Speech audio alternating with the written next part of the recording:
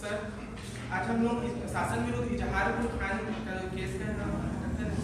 इसमें सर इजहारुल खान के ऊपर ये आरोप लगा है कि वो पुलिस अधिकारियों के ऊपर IPC की 3 धारा 304 के अंतर्गत जानलेवा हमला करता है, जो उसके ऊपर आरोप लगा है सर। इसमें सर जो राजेश पटेल है वो जज का रोल निभा रहे हैं सर, और सुमित सिंह है वो सरकारी वकील, फकीर पटेल है वो बचाव पक्ष के वकील हैं, सूर्य मेहर निकिता का रोल निभा रही है, और डॉक्टर अग्रवाल जी का रोल रजाउल हसन निभा रहे हैं, और धनराज जो है वो अहमद खान का रोल, और अपराधी जो है गौरव वो इजहारुल खान का रोल निभा रहे हैं सर। इसके बारे में बिल्कुल पता नहीं, जितना काम करे कभी पड़ता है इस ऑफिस में, यहाँ जाओ वहाँ जाओ, लगता है साहब जी का सदरा में आने।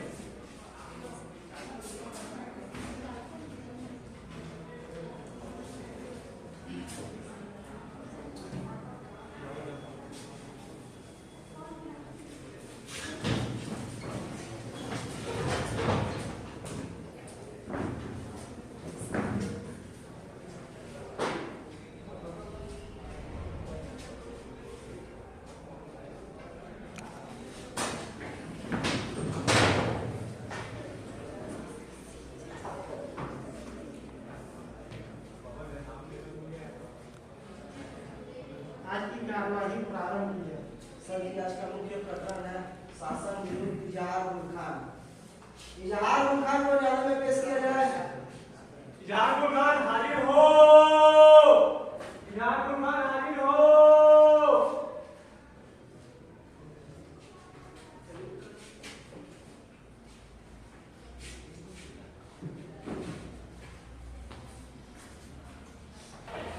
इजहारुल खान पर यह आरोप है कि उसने 1 जनवरी 1998 को ग्राम करंजा थाना में लगभग 4 बजे पुलिस के 2 सिपाही गणेश और राम निवास के ऊपर चाकू से प्रहार किया। इस प्रकरण को सिद्ध करने के लिए मैं अभियोजन पक्ष की ओर से गवाह के रूप में सूर्य मेहर, अहमद खान, उप निरीक्षक देश पांडे तथा चिकित्सा अधिकारी MG अग्रवाल को न्यायालय के समक्ष प्रस्तुत करना चाहूंगा। साथ ही न्यायालय के समक्ष मेडिकल रिपोर्ट एवं जांच के समय जब्त किए गए चाकू को भी न्यायालय के समक्ष प्रस्तुत करना चाहूंगा।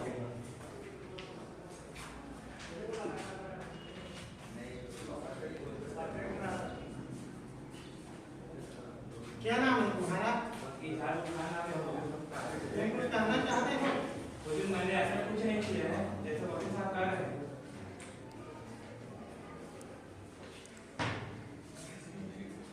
तुम पर यह आरोप है कि तुमने दिनांक 1 जनवरी 1998 को समय 4 बजे उपरांत करंजा ग्राम के पुलिस थाना पर सिपाही गणेश एवं राम निवास पर चाकू से वार किए, जो कि भारतीय दंड संहिता के 304 के अधीन दंडनीय अपराध है। क्या तुम अपना अपराध स्वीकार करते हो अथवा नहीं?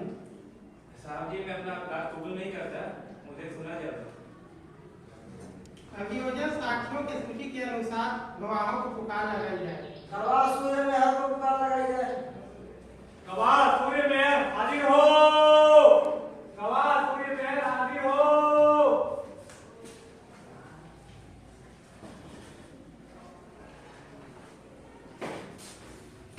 क्या नाम है? पिताजी का क्या नाम? उम्र कितनी होगी आपकी? कहाँ रहते हैं? इसे आप जानते हैं? क्या जानते हैं? घटना के बारे में आप क्या जानते हैं? उस दिन शाम 4 बजे की बात है साहब। ग्राम करंजा के पुलिस स्टेशन में सिलेंडर आने के संबंध में पूछताछ कर रहे थे। फिर क्या हुआ? उसके बाद उनकी नजर इसके दाहिने हाथ पर पड़ी। दोनों ने इसे हाथ दिखाने के लिए कहा, तब ये नहीं माना साहब। तो वो गुस्से में आ गए। गुस्से में आकर उन्होंने गाली दी, कहा साला चली, तो ये भी गुस्से में आ गया। फिर क्या हुआ? आगे जो भी कुछ भी आपने देखा उसे बोल दीजिए। फिर देश पांडे ने इसकी पिटाई शुरू कर दी और सिपाहियों को आवाज लगाया। तब ये वहाँ टेबल पर पड़े हुए शर्ट को उठा लिया और उसने टेबल पर पड़े हुए शर्ट को उठा लिया। फिर कहा जिसमें भी दम है आ जाओ, और बनाने में कूद गया। फिर देश पांडे के कहने पर उन्होंने इसकी पिटाई शुरू कर दी और उसके सर पर वार कर दिया।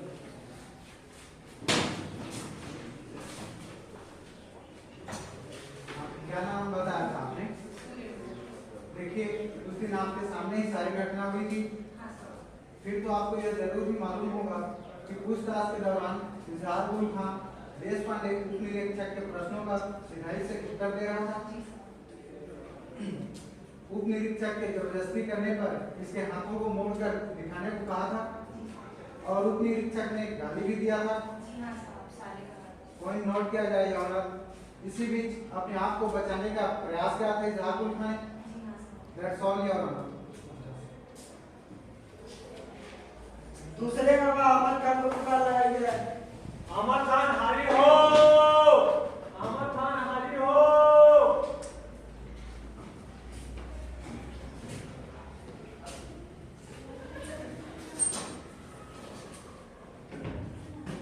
क्या नाम है तुम्हारा?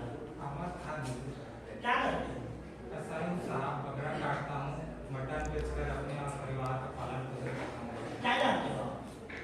ना मालूम साहब, उन्हें जब चाहे पुलिस वाले थाना बुला लेते, कहीं भी हस्ताक्षर करवा देते और न्यायालय का नोटिस पाकर भला कौन नहीं आना चाहे। अरे हम इस मामले के बारे में पूछ रहे हैं आपसे। इनके बारे में तो ऐसा बोली ना, डिप्टी की जानकारी ऐसे। Objection your honour. गवाह को जबरदस्ती बुलवाया जा रहा है। अहमद खान, तुम्हें जो जानकारी है बोलो। क्या बताऊँ साहब, उस दिन खरंजा पुलिस थाने का माहौल देखने लायक था। दरोगा इजहारुल खां से पूछताछ कर रहे थे और टेबल से छड़ी उठा लिया था। बिल्कुल पिक्चर की तरह हो रहा था साहब। तुमने जो देखा है उसे बोलो। इतने में उप निरीक्षक के आदेश पर गणेश राम बदनाम ने इजहारुल खां पर वार कर दिया। उसके सिर से खून निकलने लगा तथा इजहारुल खां ने बचने के लिए अपने पेट से चाकू निकाला और गणेश राम पर पीछे से वार कर दिया। तो दूसरे राम निवास ने उसे लाठी से मारना चाहा। इतने में इजहारुल खां वहां से भागने लगा और पीछे से गोली चलाई गई। उसे रोकने का प्रयास नहीं किया गया था? हाँ सर, किया गया।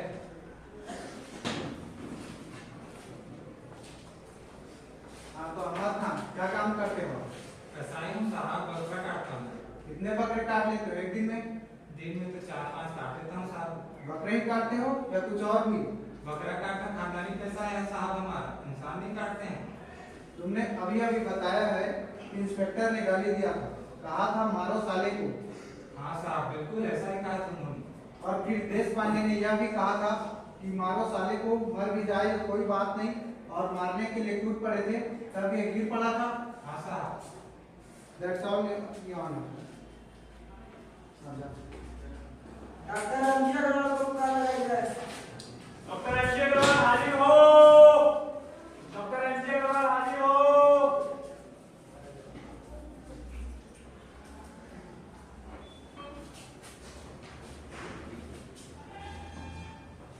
हाँ तो डॉक्टर साहब, आपने ही हाथों का परीक्षण किया था, कब और कहाँ चोटें, कितनी चोटें आई थी बताइए। जी, मैं ग्राम करंजा के प्राथमिक स्वास्थ्य केंद्र में पिछले 7 वर्षों से कार्यरत हूँ और मैंने ही गणेश राम और राम निवास के घावों का निरीक्षण किया।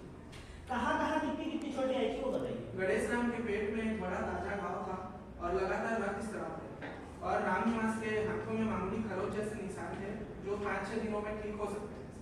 मैंने अपने प्रदर्शनी रिपोर्ट में 6-7 दिन जमा की। क्या ये दोनों चोटें एक ही हथियार से लाया जाना संभव है? जी, संभावित है कि दोनों चोटें एक ही हथियार से ला सकती हैं।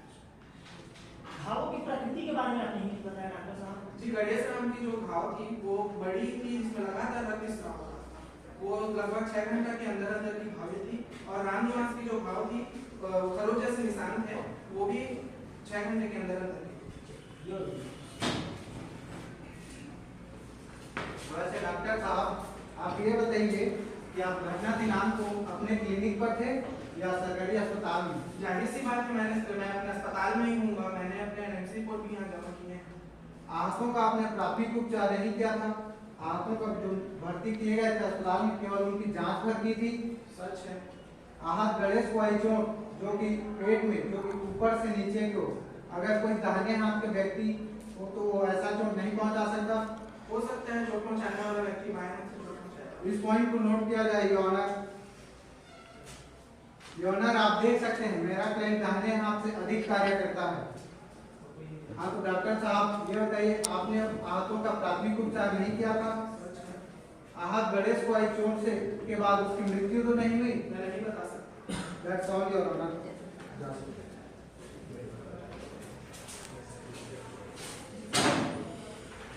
अगले गवाह उप निरीक्षक देश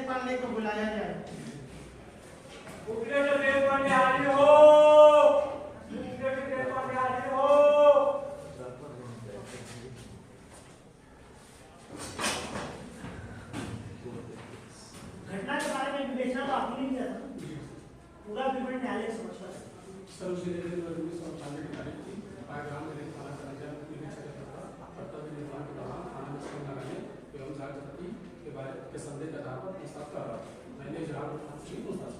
ये क्या हुआ था? मैंने इसे हाथ में आकर दिखाने के लिए कहा तो इसने मना कर दिया और टेबल पर पड़ी विभूति छड़ी उठा लिया और उनके हम लोग के पास थाने में मारपीट होता और हो गया। तब उसी दौरान मैंने सिपाहियों को उसे पकड़ने का आदेश दिया। तब सिपाही गणेश और रामनिवास ने इसे पकड़ना चाहा तो इसने चाकू निकालकर वार कर दिया। फिर क्या हुआ? हमारे सिपाही चाकू के वार से घायल हो गए कि ये भागने लगा और भागते हुए धुलते हुए जा रहा। तब मैंने भागते हुए जलाल को खान का गोली चलाया और मेरा निशाना चूक गया और यह भागने में सफल हो गया। क्या उस घटना के दिनांक में अहमद खान और सूर्य महर के घटनास्थल पर मौजूद थे? जी सर। देखिए मिस्टर देश पांडे, आप उस घटना दिनांक को गैर कानूनी ढंग से थाना में सेल लगाए जाने के बारे में जांच कर रहे थे। बिल्कुल गलत।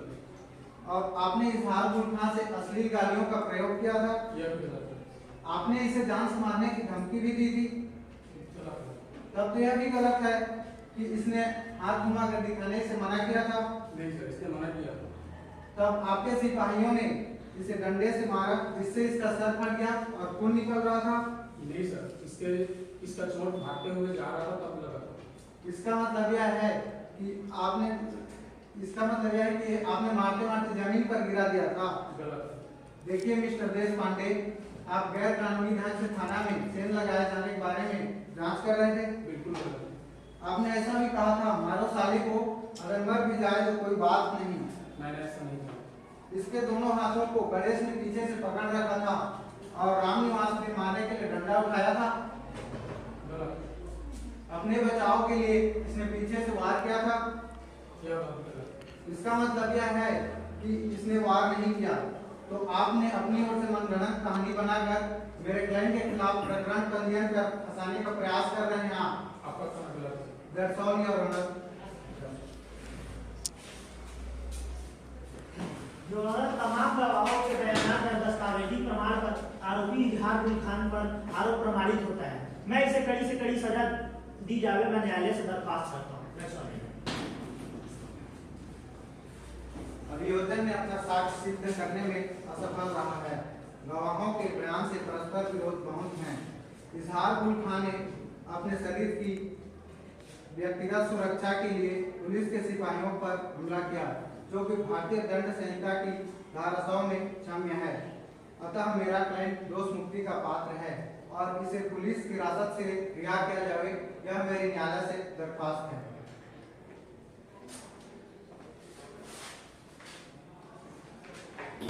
न्यायालय के समक्ष प्रस्तुत दस्तावेजों एवं तमाम गवाहों के बाद न्यायालय इस निष्कर्ष पर पहुंचती है कि अभियुक्त इजहार गुलखान ने करंजा ग्राम के थाने पर 2 सिपाहियों पर हमला किया, जो कि भारतीय दंड संहिता की धारा 304 के अधीन संगीन अपराध है। सजा सुनाने से पहले तुम्हें कुछ कहना है तो कहो। मैं क्या बोलूं साहब, अब मेरे तरफ से वकील साहब ही बोलेंगे। योर ऑनर, मेरा वकील बहुत ही गरीब व्यक्ति है। इसकी पत्नी के अलावा इसके 2 अवयस्क बच्चे भी हैं। इसको अधिक अवधि की सजा देने से इसकी पारिवारिक अवस्था छिन्न भिन्न हो सकती है, क्योंकि भरण पोषण के स्रोत में एक वही था। अतः मैं न्यायालय से दरख्वास्त करूंगा कि इसकी परिस्थितियों को ध्यान में रखते हुए कम से कम दंड से अभियुक्त इजहार गुलखान को दंडित किया जाए।